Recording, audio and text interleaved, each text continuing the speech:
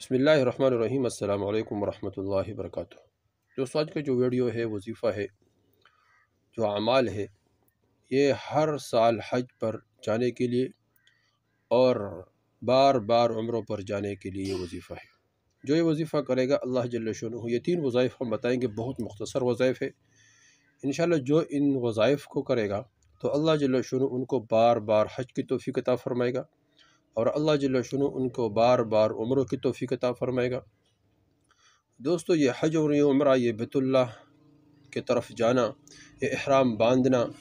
یہ حجر اسود کے زیارت کرنا، حجر اسود کا بوسہ دینا، اس طرح مقام ابراہیم پر کھڑے ہو کر نفل پڑھنا، اور زمزم کا پانی پینا، زمزم کے کنویں پر جانا، وہاں حضور صلی اللہ علیہ وسلم کی جائے پیدائش اس مقام کو دیکھنا، اور اس طرح صفا اور مروہ کو دیکھنا، ان دونوں مکانات پہ چکر لگانا، اور اس طرح طواف کرنا، یہ تمام وہ نعمتیں ہیں کہ دنیا کی تمام نعمتوں سے بڑے ہوئے ہیں،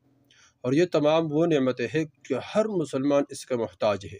اور ہر مسلمان کی دلی چاہت ہے کہ میں وہ تمام مقامات اور وہ تمام مناظر خود اپنے آنکھوں سے دیکھوں۔ ہم عرصہ ہو گیا نماز پڑھتے ہیں، قبلے کی طرف منہ کر کے نیت باندھتے ہیں، لیکن وہ قبلہ کیا ہے؟ وہ بیت اللہ کیا ہے؟ وہ بیت اللہ کون سا جگہ ہے؟ کس طرح ہے وہ؟ تو اس کی چاہت ہر مسلمان کے دل میں ہے، تو ہر مسلمان کے دل میں ہونے بھی چاہیے۔ اس طرح پھر مدینے میں جانا، پھر مدینے میں حضور صلی اللہ علیہ وسلم کے روضہ مبارک کی زیارت کرنا، اور اس طرح حضور صلی اللہ علیہ وسلم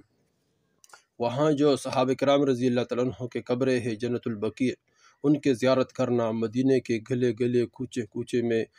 گھومنا، اور اس طرح وہاں جو زیارات ہے وہ کرنا، اور اس طرح وہاں حضور صلی اللہ علیہ وسلم اس مدینے کے حضور صلی اللہ علیہ وسلم ہر گلی ہر کوچے میں حضور صلی اللہ علیہ وسلم کے قدم مبارک لگے ہوئے ہیں، وہاں جانا، تو یہ ہر مسلمان کی بہت زیادہ چاہت ہے۔ اور اس مقام کو دیکھنا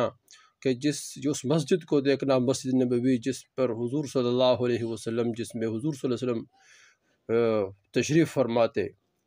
اور اس جگہ پر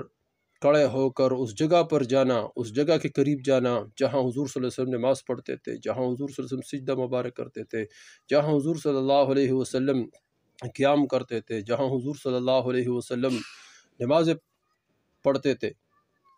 تو دوستو، یہ جو وہ تمام مکانات ہے جس کے ہر مسلمان دل سے، وہ انتہائی دل سے دل کی گہرائی سے انسان چاہتا ہے کہ میں وہاں چلے جاؤں، لیکن بعض اوقات انسان کمزور ہے، اسباب ہوتے نہیں ہے، انسان پریشان رہتا ہے، کیا کروں؟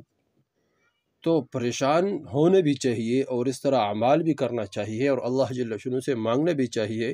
تو اللہ جل شانہ، دوستو، یہ ضروری نہیں ہے کہ ہر آدمی کے پاس مال ہوگا تو مال والا جائے گا، یہ مال والا نہیں جا سکتا ہے، یہ وہ آدمی جا سکتا ہے جس کو اللہ جل شانہ پسند کرے، اللہ اس کو بلائے اپنے طرف، اور اپنے محبوب صلی اللہ علیہ وسلم کی طرف بلائے۔ تو اس طرح دوستو، وہ کون سا عمل ہے جس عمل کی برکت سے اللہ جل شانہ بار بار حج کرنے کی توفیق عطا فرمائے، اور بار بار اللہ جل شانہ عمروں کی توفیق عطا فرمائے؟ تو اس عمل کی برکت سے اللہ جل شانہ بار بار حج کرنے کی توفیق، اور اس طرح بار بار ہر سال میں کئی عمروں کی توفیق اللہ جل شانہ عطا فرمائے گا۔ اللہ کے لیے کوئی مشکل نہیں ہے۔ دیکھو دوستو، اللہ کے لیے کوئی کام مشکل نہیں ہے، اللہ کن فیکون ذات ہے۔ اللہ جل شانہ تمام کائنات کے نظام اللہ جل شانہ چلا رہا ہے، سارے مخلوق کو اللہ جل شانہ رزق دے رہا ہے، تو اللہ جل شانہ کے لیے کوئی کام مشکل نہیں ہے۔ دوستو، تو یہ چلو وظیفہ بتائیں گے۔ سب سے پہلے وظیفہ یہ ہے کہ حج اور عمرہ پر بار بار جانے کے لیے روزانہ عصر کے نماز کے بعد، تو عصر کے نماز کے بعد یہ تسبیح پڑھے، لا الہ الا هو الفتاح العلیم الرقیب المنان، یہ تسبیح عصر کے نماز کے بعد 100 مرتبہ پڑھنا، ٹھیک ہے جی؟